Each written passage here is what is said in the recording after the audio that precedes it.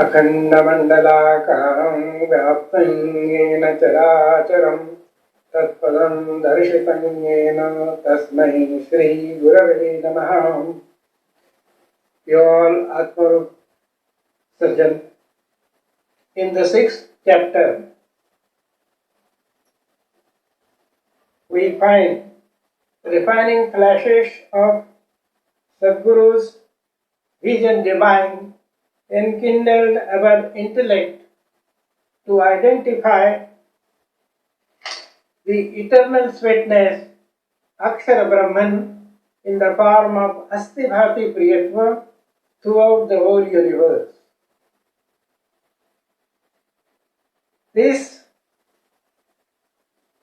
existence, consciousness and bliss can be experienced everywhere in the universe. The Paroksha Jnanis have a fancy to see it in meditation. But Bhagwan Shri Mayananda Chaitanya has pointed out that this is not the end of the journey. So in the 7th chapter, he invites our attention to the Supreme Self, who is beyond the changing aspect that is Akshara and the eternal aspect of the thing that is Akshara Atman. He invites our attention to the Adhishthan again and asks us to concentrate on this center of experiment. He says, what we have observed with our 5 senses and mind is the eightfold Kshara, and what we experienced with our intellect is the invisible eternal sweetness. So, the form and the sweetness in fact are inseparable. The vast visible universe is eightfold, and the eternal, invisible Akshar Atman is the one formless throughout the universe. So, we think that the ultimate nature of the reality is form or sweetness, the eightfold Sagun Sakar or the unifold Nirgun Nirakar. So, he is kind enough to remove this confusion, again inviting our attention to the Adhishthan. He says, can you separate the form from this lump of sugar candy? Or otherwise, can you separate the sweetness from this lump of sugar candy? Now we realize that the sweetness cannot be separated from the form at any moment by any means. So the Purushottama Bhava, the thing in itself, is really beyond the Kshara and Akshara. In the Bhagavad Gita also, it has made clear that Yasmat Ksharamati Toham Aksharaadapi Chottamaha Atosmi Loke Vedecha Prasitaha Purushottama. This form and sweetness are not the independent entities. The name Purushottama is the source of both these entities. So, we experience here that the name is all-pervading. It is Purushottama, that is the whole unified universe. As we cannot separate the sweetness from this lump of candy, we cannot separate the Akshar Atman Astivhati Priyatva, which is pervaded throughout the universe. So the confusion about the ultimate nature of reality is removed here, and now the seer or the aspirant is convinced that he is neither the form alone, nor the sweetness alone, but He is the whole unified universe. That means form and sweetness, both these entities submerged in the name which is all-pervading. So this Purushottama Bhava is the Supreme Self. This Purushottama itself is the Drishya Sakar, and the same is Nirgun Nirakar.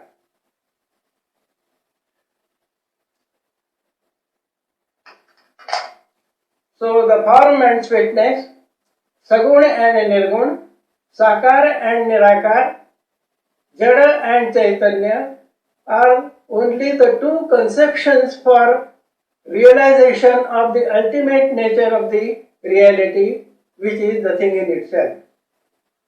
So he says that Naam hai uske aage, means here he revealed the secret of name which the devotees always utter and sing with joy.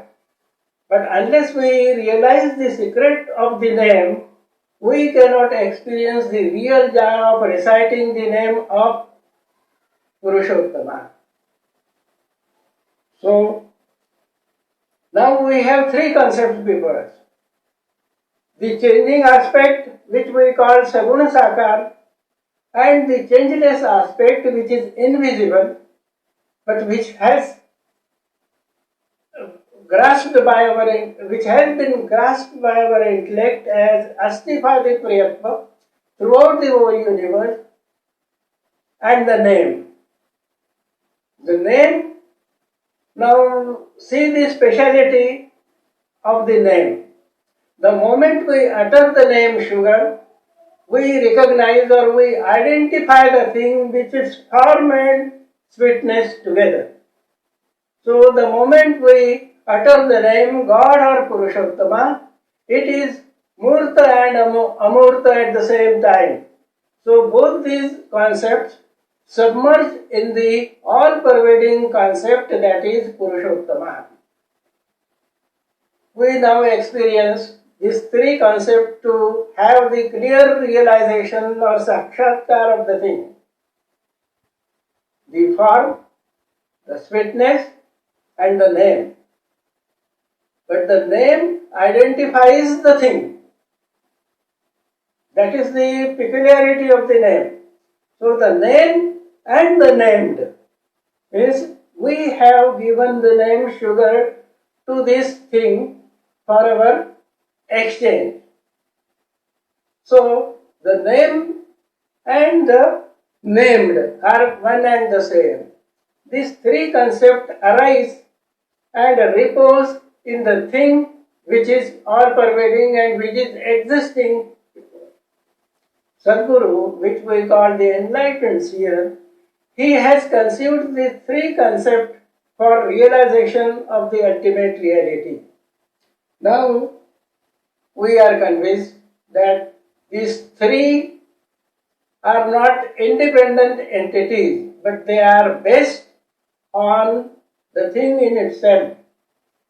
So the Triputi is not the three concepts of separate entities, but the thing which is a threefold unity. This is called, in Sanskrit it is called a Triputi, in English we call it Trinity, but this Triputi or Trinity is a threefold unity. Now our intellect is enlightened or enkindled by the refining flashes of Sadguru's wisdom, and when we were wondering about the ultimate nature of the thing, whether it is Sagun Sakar or Nirgun Nirakar, now the aspirant is fully convinced that the thing in itself is the whole universe, including ourselves. This is Purushottama. This enlightened wisdom sees, the enlightened intellect sees that I am the whole unified universe. The perpetual wakefulness in this divine consciousness or Purushottama consciousness is the real nature of Sakshatkar. When this perpetual wakefulness dawns in our heart, the duality of Saguna and Nirguna, Sakara and Nirakara is melts away, and we see the one indivisible existence throughout the universe. This is called Ananyata, means the duality melts away and we experience that we are one with the universe. This endless communion with the whole unified universe is called Samadhi. And the perpetual wakefulness in this state of Sahaja Samadhi is the essence of the Veda. Here ends chapter 7 of the Sarvangayog, written by Bhagwan Shri Mayananda Chaitanya.